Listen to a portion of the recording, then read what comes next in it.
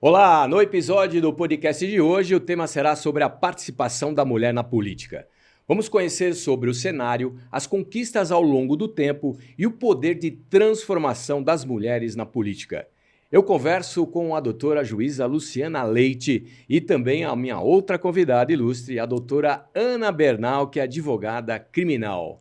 Sejam bem-vindas, doutoras. Muito Obrigada, obrigado. Marcos. Obrigada pelo convite. Uma honra estar aqui para falarmos de um assunto tão importante na Casa das Leis, Na né? Casa das Leis. Mais uma vez, né, doutora? Obrigado. Sim, eu também agradeço, Marcos, a atenção e o convite. Muito legal, muito legal. Muito obrigado por tê-las aqui. Queria saber o seguinte, qual que é a ideia de vocês em relação a esse cenário onde nós temos um crescimento, não avassalador, mas um crescimento significativo nas últimas eleições em relação ao poder da mulher na política e no cenário brasileiro. Qual que é a opinião, qual que é a visão de vocês? A mulher ainda aparece muito pouco na política, né? Sim.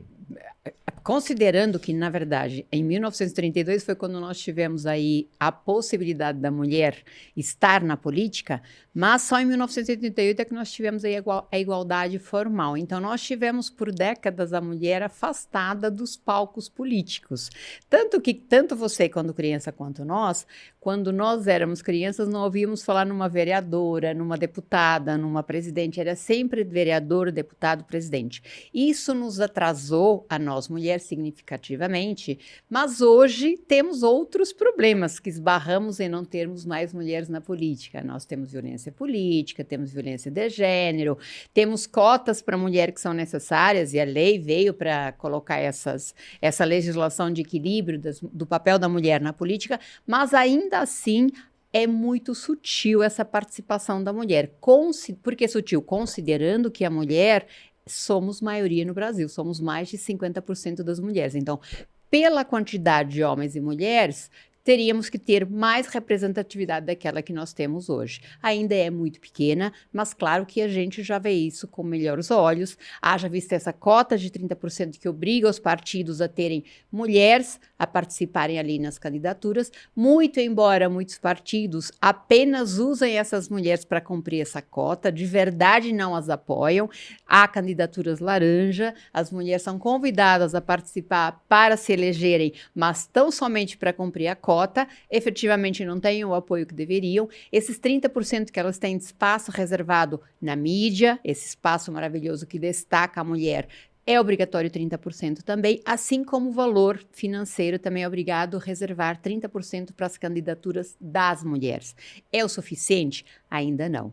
Mas aí, ao longo do nosso bate-papo, a gente vai identificar por que ainda isso não é o suficiente. Doutora Luciana, a senhora concorda? Qual que é a tua visão em relação a isso? Eu acho que é plenamente idêntica ao que a doutora Ana falou. Porque, na verdade, é incipiente a participação da mulher na política. Como ela bem disse, nós somos maioria e mais do que isso, né? Estatisticamente, pelo IBGE, pelos levantamentos populacionais, os censos, nós temos mais mulheres negras na população do que mulheres brancas. Sim. Então, nós mulheres somos a maioria da população e as mulheres negras são a maioria dentre as mulheres. Qual é a representatividade dessas mulheres negras que consistem na população mais densa, né, em maior proporção? Então, por várias razões que eu acho que vão vir aqui a lume com o nosso bate-papo, nós veremos que é ainda uma participação muito frágil, incipiente, repleta de falsas aparências, né? Uma aparência de participação, de efetividade, quando não é isso que está acontecendo. Doutora, como a senhora disse, né, a partir de 1932, né, a gente vem com essa crescente, com essa evolução, mas de lá para cá nós tivemos aí algumas barreiras, né, que limitaram a ascensão das mulheres. Quais foram, no seu entendimento, essas principais barreiras? É cultural. É cultural, A principal né? barreira é a nossa cultura. Nós Sim. carregamos uma cultura machista, onde potencializamos sempre a figura masculina, e eu digo sempre em todos os espaços, e diminuímos a feminina. A voz da mulher, apesar de nós termos já considerado pela Constituição Federal, nossa lei maior, a igualdade, Veja que o próprio sistema legislativo só nos deu a exata igualdade em 2022, quando veio o Código Civil, que nos Sim. equiparou. Até então, o ordenamento jurídico se manteve machista também. Então, essas questões que aparentemente são sutis, elas se refletem na hora não só das candidaturas, como da eleição da mulher. Então, veja, quando uma mulher quer se candidatar, ela enfrenta barreiras de todos os tipos, obstáculos de todos os tipos. Ela é relegada, ela tirada a voz, fecha-lhe o microfone. Sim. Aqui nós temos microfone aberto, mas não é o normal. Aqui sempre. Sempre. E a gente agradece, porque Sim. afinal a gente já tem essa igualdade. Agora, na prática, não Sim. é assim. Então, essa mulher, para se candidatar, ela enfrenta barreiras inúmeras. Inclusive, eu tive uma experiência que acabei desistindo no meio do caminho. Eu e muitas outras mulheres, Sim. porque são tantos os obstáculos que vão sendo colocados que ela percebe que aquele espaço é difícil e às vezes a gente não quer lidar com tantas dificuldades. Sim. Então, esse é o primeiro ponto. Segundo ponto, quando vai, por exemplo, houve cumprimento lá da cota dos 30%, foi reservado espaço para ela de fala, está lá se candidatando, então chegou na fase de estar participando de uma eleição. Nessa participação, ainda votamos pouco nas mulheres, todos nós, homens e mulheres. As mulheres também votam menos nas mulheres. Houve uma pesquisa recente que diz que as mulheres também não acreditam tanto nas mulheres. Por quê? Questão cultural.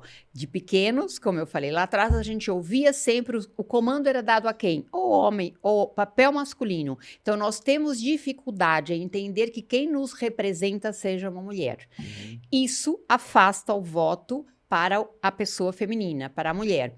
Quando essa mulher efetivamente consegue ser eleita, e muitas bem eleitas, com uma votação expressiva, ela tem dificuldade para se manter no espaço onde ela está. Isso a gente vê recorrentemente nos nossos noticiários, quando há aí as notícias da Câmara e outros espaços, onde a mulher muitas vezes lhe é tirada a voz. Sim. Então, por mais que a gente tenha ainda legalmente a forma de a gente ingressar esteja já totalmente trilhada, mas na prática nós não temos essa possibilidade, porque nos tiram persistentemente a possibilidade de estarmos em público, a possibilidade de nós falarmos. Isso é um reflexo, na verdade, o que chega na política é um reflexo da sociedade. Não existe uma sociedade linear, correta e políticos corruptos, e nem o inverso. Nós somos politicamente aquilo que nós somos como sociedade. Então, lá na política aparece exatamente o que o povo brasileiro ainda é, machista, e Sim. por isso aparecem muito mais homens sendo eleitos, muito mais homens sendo respeitados, e não as mulheres. Esse é um assunto, é um dado extremamente importante, doutora. Por que as mulheres ainda não acreditam totalmente nas mulheres dentro do cenário político? A senhora tem uma ideia formada? Eu acho que mais do que o cenário político. É. É dentro de todas as relações sociais, inclusive na prestação de serviços.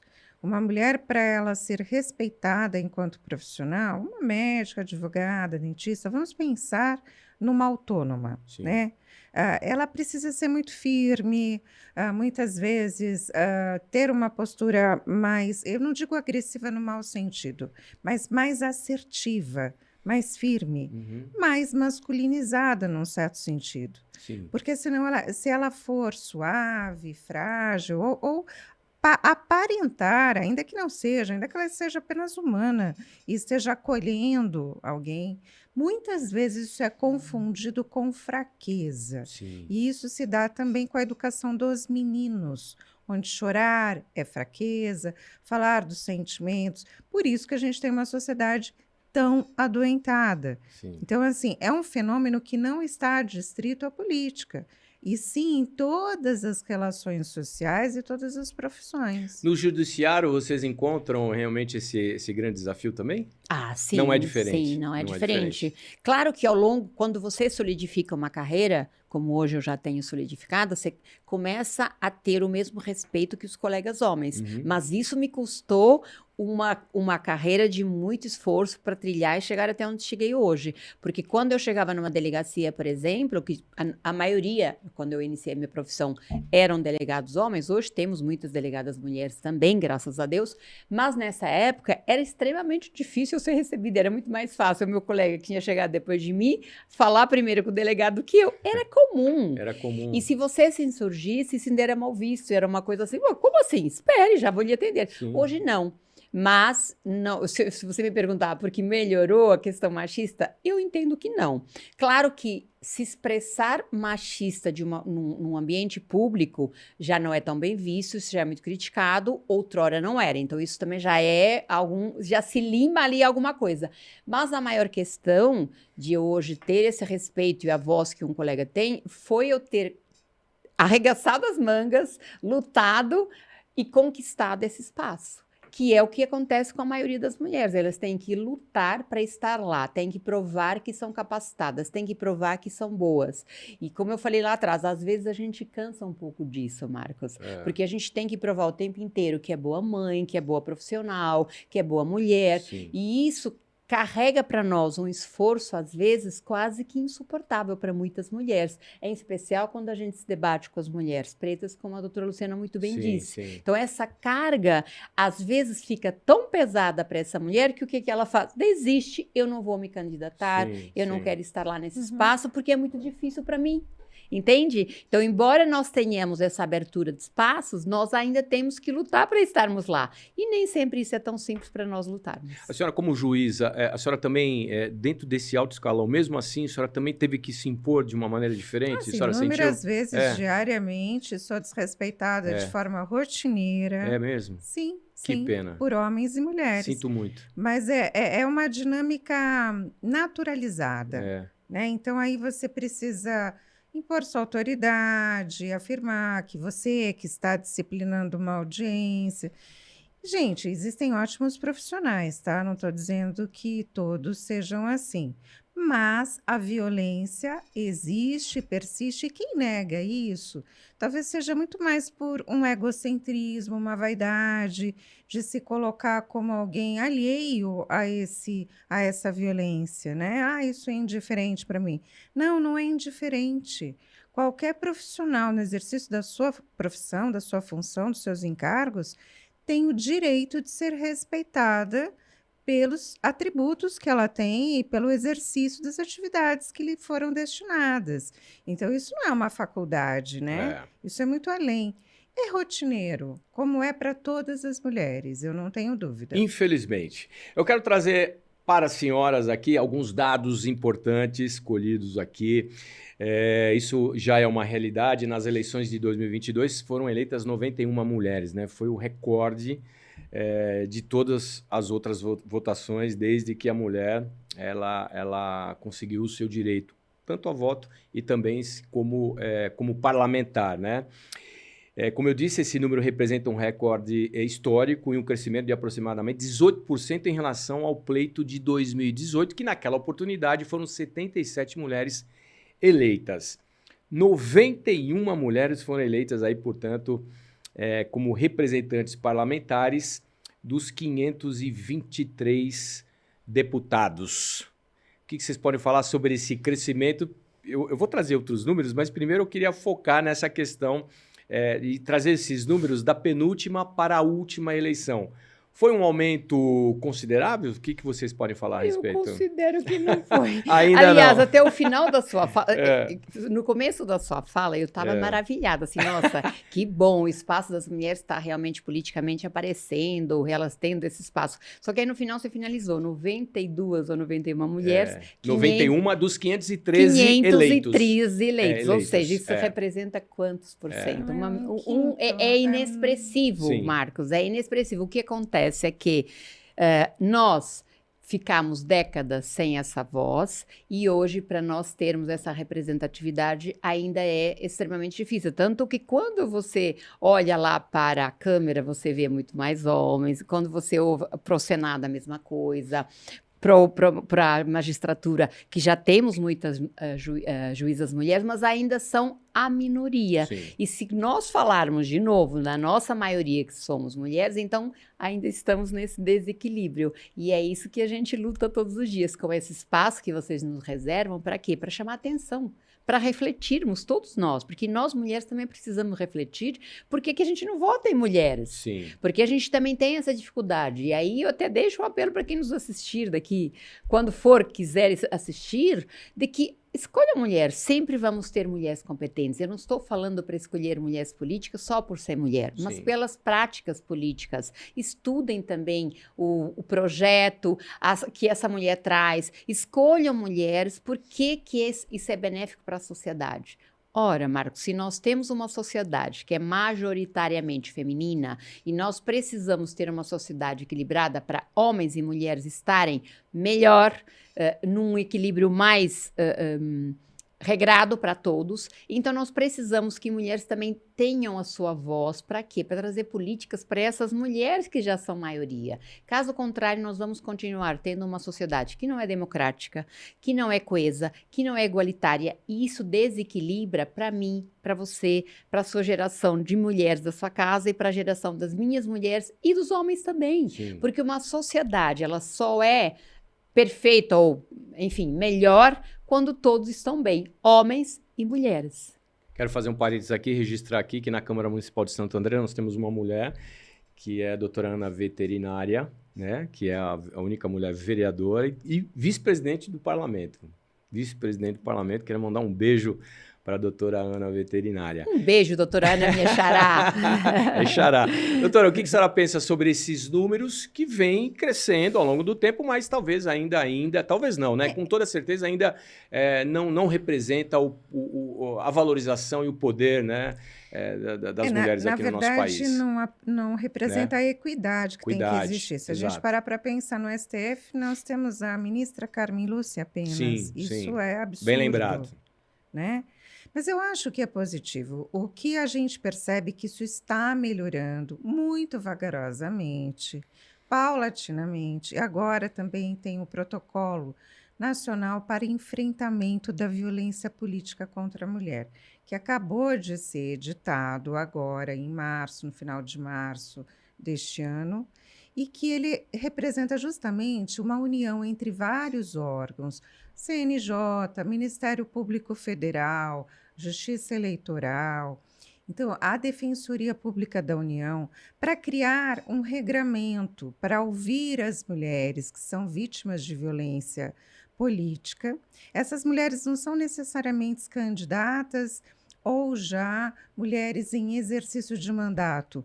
Podem ser também sindicalistas, líderes de grupos sociais. Então, imaginemos um grupo de sem terras. Imaginemos que exista lá uma mulher que seja uma líder, ou uma mulher líder sindical. Essas pessoas podem ser vítimas de violência política. Sim. Então, isso é um avanço. Quando a gente tem os órgãos públicos responsáveis pela apuração, não só da eleição, mas como de todas as fases anteriores às eleições, a habilitação dos candidatos, a verificação de cumprimento de requisitos, de antecedentes, de boa-fé. Tudo isso é um conjunto. E quando a gente tem um protocolo criado para ouvir essa mulher, para encaminhar denúncias, para acompanhar os procedimentos verificatórios, essa verificação passa a ter mais força, porque existe uma cobrança social.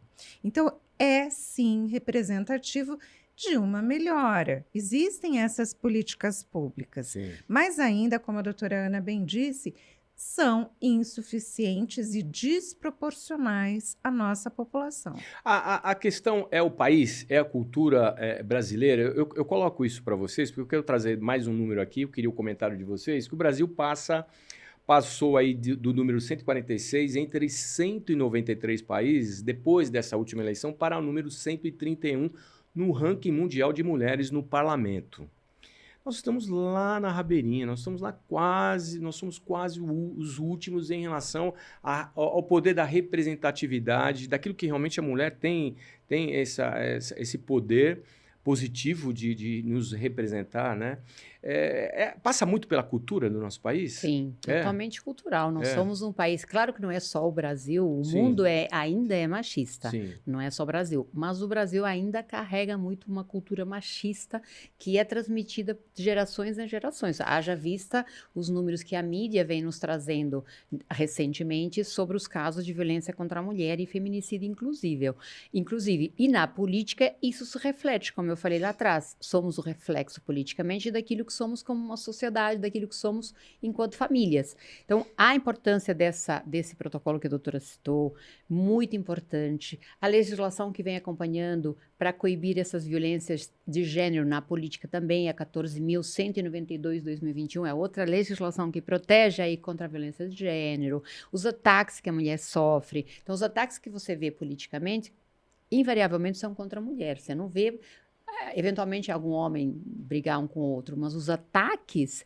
ao gênero é sempre contra a mulher. Então isso é muito grave, isso é muito sério. E por isso essas legislações ainda são muito importantes, para que nós ao menos possamos prevenir e punir aqueles que têm essas práticas que a gente vê recorrentemente na Assembleia,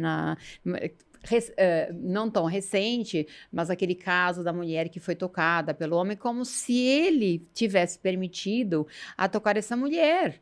E nós não somos, nem eu tenho permissão de tocar, nem vocês de me tocar. A gente tem que se respeitar como ser humano. Claro. E essa prática na política, ela é mais forte ainda, porque se sentem ali os homens imbuídos daquele poder que lhe é dado, e sim, tem algum poder, sim, que lhe é dado por quem os elege, mas é um poder com restrições, com limitação, e a limitação termina onde começa o respeito à mulher ou a qualquer outro colega, mas aí no caso, como nós estamos aqui debatendo, a política ainda tem uma forte violência contra o gênero mulher, com toda certeza. Doutora, em cima do que ela falou, doutora Luciana, essa falta de respeito parlamentar que a gente já teve acesso aí a muitas imagens, a muitas informações e tal. O judiciário, como é que ele está se preparando para essas questões? Então, me parece que o judiciário está fazendo a parte dele, né? Essas ações são intentadas, ação de indenização por danos morais, ou até a própria parte criminal, porque isso é um constrangimento ilegal, no mínimo é um constrangimento ilegal. Sim. Fora que pode configurar algum delito sexual muito mais forte, um assédio e uma série de outros crimes. O judiciário ele é inerte, ele só vai atuar se ele for provocado. Agora, imaginemos como a doutora Ana bem disse, aquela imagem, me parece que era uma vereadora sendo tocada no seio por um colega, de uma forma flagrante, visível.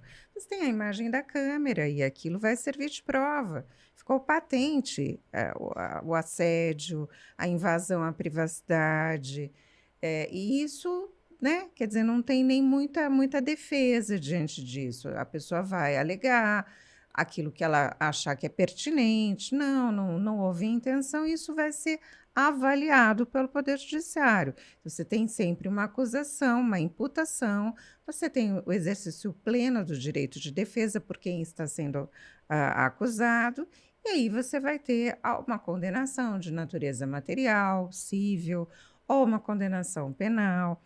O que a gente tem que lembrar que é paralelo à apuração administrativa dentro do parlamento. Do legislativo, né? Então, esse indivíduo pode ter o seu mandato primeiro suspenso, depois cassado. Então, são procedimentos paralelos. E me parece que isso vem sendo feito de forma adequada e que depende muito das provas, da valoração. Como são infrações de gênero, né? Me parece que não há muita dúvida quanto à aplicação da Lei Maria da Penha, porque o gênero é que está motivando essas violações a direitos de mulheres. E que é mais grave ainda, né? Sim. Que é mais grave. Queria mencionar um aplauso aqui, queria citar a primeira mulher eleita deputada, né? E isso aconteceu em 1945, que é a Ivete Vargas, que ela era do PTB, e que aí a gente juntos fomos pesquisar, né? Ela era a sobrinha do Getúlio Vargas, né? Um aplauso a ela, né? Foi Ah, uma com mulher certeza. muito provavelmente além do tempo que ela Sim, vivia, né? sim, imagina, Né? 1945. 45, E com 80 anos. 80 anos. E com certeza as mulheres que hoje estão na É. política devem muito a essa abertura, né? E todas nós, né? Só estamos aqui porque mulheres que nos antecederam abriram espaços para nós, seja na política, seja em outras áreas, mas É. parabéns para todas as mulheres que nos antecederam e abriram esses caminhos para possibilitar hoje a mulher ser eleita, porque Ser lá eleita. atrás nós podíamos, primeiro só nos deram o direito de voto, mas não podíamos ser eleitas. Pois é. Demoramos mais ainda para sermos eleitas. E Quero hoje que entrar pode nessa ser questão. eleita, É verdade. não votam em É. nós. Olha, Então, Marcos, como é difícil. precisa mudar essa chavinha aí, né? Vamos mudar essa chavinha. Esse é um tema, é um subtema dentro desse tema central que eu quero falar com vocês. Só para a gente falar em termos de números aqui, eu quero fechar essa rodada aqui. Eu trago números desde 2006, foram eleitas 45 deputadas, em 2010, 45 deputadas, 2014, 51 deputadas, 2018, 77, 2022, 91. Aquilo que a gente já falou, só para a gente esgotar esse assunto em termos de número de representatividade, existe de fato uma evolução, mas ainda muito tímida, vamos Sim, dizer assim. Sim. Você falou de um assunto muito importante. O direito ao voto, aquelas grandes mulheres maravilhosas, elas conquistaram isso e muito provavelmente a duras penas, né? A duras penas. Qual é o papel dessa nova geração agora? É trazer a história, porque nós só sabemos para onde ir se soubermos de onde viermos. Uhum. Então, nós temos que conhecer a nossa história, aí estamos falando da política, a nossa história política, para que essas mulheres saibam, primeiro, respeitem quem nos abriu os caminhos e saibam como trilhar o caminho daqui em diante. O desafio é muito grande, com toda certeza, mas já é mais fácil. Como a doutora Luciana bem falou, nós temos legislação e a punição hoje é praticamente certa, até porque hoje, quando uma mulher é impedida de ingressar ou ela é esbarrada por algum motivo na política, existem leis que punem esse agressor e, com toda certeza, não passa mais impune, como passaria lá atrás. E hoje é tudo filmado. Então, a doutora falou muito bem de provas. Hoje você puxa lá a filmagem, que esses espaços, na grande maioria, estão sendo filmados. Então, essas mulheres têm já um arcabouço grande que não tinham lá atrás. Então, os desafios ainda são grandes, mas eu falo para todas as mulheres que têm essa garra de querer ser política, não desistam. É difícil, com toda certeza, mas não desistam. Por quê? Porque a sociedade precisa e a sociedade merece esse olhar feminino também, para que tenhamos um equilíbrio, uma sociedade mais equilibrada, que hoje, volto a falar, ainda é muito desequilibrada. Dentro desse desequilíbrio ou dentro dessa equidade que todos nós gostaríamos, né? Na prática seria fundamental, mas nós temos dentro da questão de gênero. As pesquisas apontam que 52% das mulheres negras que acabam se candidatando aí em relação às candidaturas femininas, né?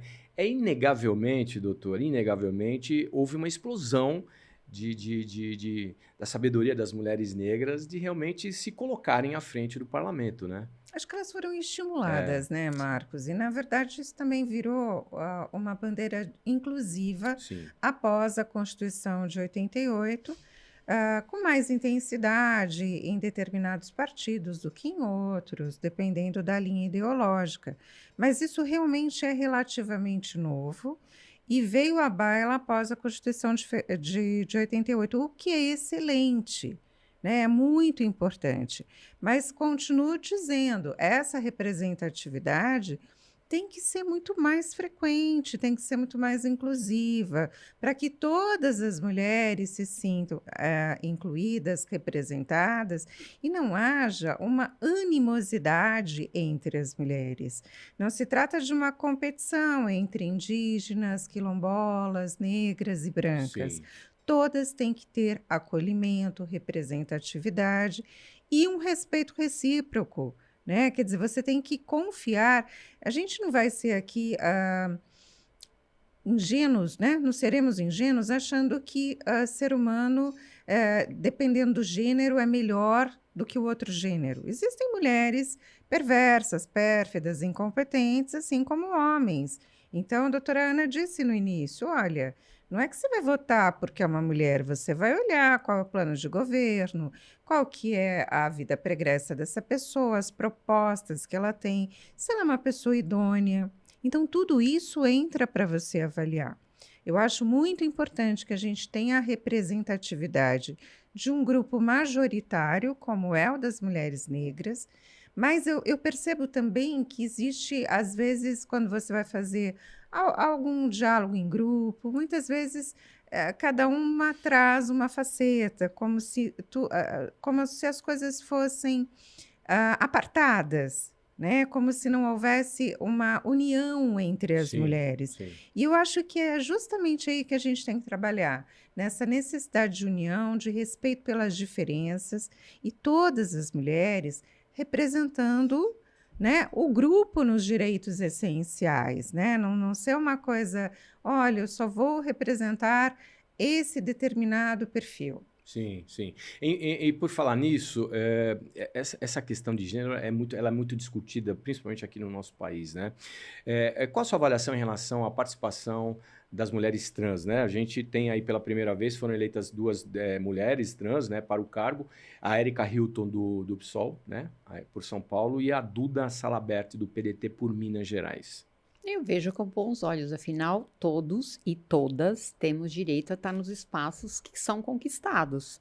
Claro que faço algumas ressalvas, temos aí algumas diferenças.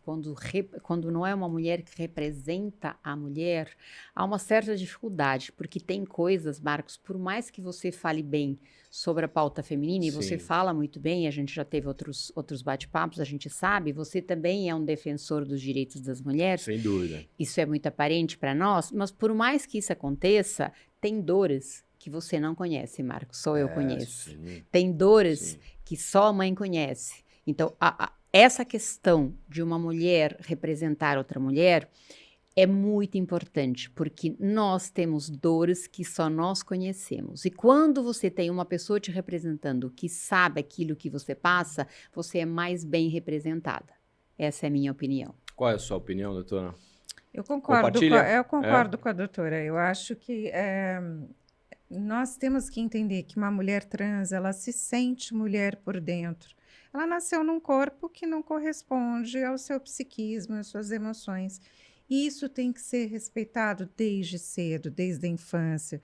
As escolas têm que estar preparadas, tem que haver orientação aos colegas. Então, assim, longe de mim, e me parece que a doutora Ana também compartilha do mesmo posicionamento, falar qualquer coisa no sentido de afastar o respeito, o acolhimento, o incentivo ao trabalho, ao preparo, à ocupação de espaços públicos por pessoas trans.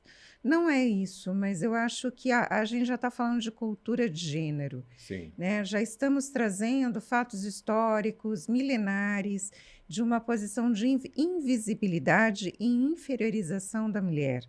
Me parece que tem que ser uma mulher que represente um grupo de mulheres enquanto uma comissão, por exemplo, uma comissão em defesa dos direitos das mulheres, um grupo, um trabalho determinado. O que não impede que uma mulher trans tenha uma participação efetiva nisso. Mas trocas de ofensas, como nós vimos, posturas agressivas, me parece que não é isso que vai definir o feminino, né? O feminino tem racionalidade também, e dentro dessa racionalidade, respeito recíproco e respeito às opiniões. Como mulher, eu acho que teria que ser uma mulher de gênero feminino, representando, sendo a presidente de uma comissão dentro de uma casa legislativa. Correto. Diversidade quer dizer mais representatividade ou nem sempre? Nem sempre. Na verdade, representatividade não é falar de gênero. Representatividade da mulher, dar voz à mulher, é falar de democracia. E se nós nos dizemos um país democrático, como nós enchemos a boca para falar constantemente, então nós temos que dar representatividade efetiva, ou seja, na prática, para essas mulheres. Doutora, é o mesmo pensamento? Essa linha? Na verdade, é o que eu te falei. As pessoas são diferentes, homens, mulheres, pessoas trans. as pessoas têm ou não caráter, têm ou Sim. não idoneidade. São seres humanos, né? São seres Exato. humanos, então não existe isso da gente estigmatizar, ainda que positivamente, ainda que no sentido inverso, a pessoa que tem tal característica, ela é melhor. Não, somos todos falíveis, humanos. Então não é o fato de se ter um gênero, um sentimento, uma característica física ou emocional, não é isso que vai fazer a diferença. Muito menos a cor da pele, né? É isso que nós precisamos compreender, para que a gente tenha uma democracia saudável. Com certeza. A gente está chegando ao final do nosso programa, no nosso podcast. É um assunto tão delicioso, tão gostoso, né? Mulher no poder. E eu não poderia deixar de fazer essa pergunta, porque eu quero fazer uma propaganda para as mulheres. E aí, quem vai fazer? Quem são as meninas dos olhos aqui? Quem são as marqueteiras do nosso podcast? Vocês duas. Então, eu gostaria de encerrar essa participação nossa aqui nesse podcast com um questionamento, né? Quanto mais mulher no poder, significa...